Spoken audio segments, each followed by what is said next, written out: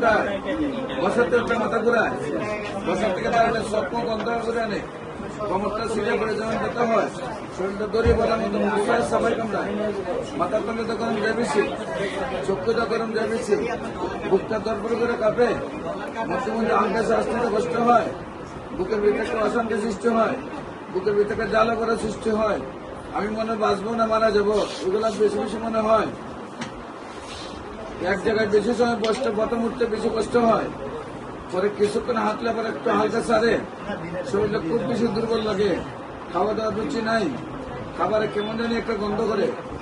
শরীর খুব বেশি দুর্বল লাগে, মনে হয় বাচ্চারা ধাক্কা দিলে পড়ে যাবেন নাকি, শরীরে একেবারেই শক্তি নাই, পায়খানা ক্লিয়ার হয় না, প্রস্রাব ক্লিয়ার হয় না, প্রস্রাব পায়খানা ক্লিয়ার হয় না, শরীরে জ্বর থাকে।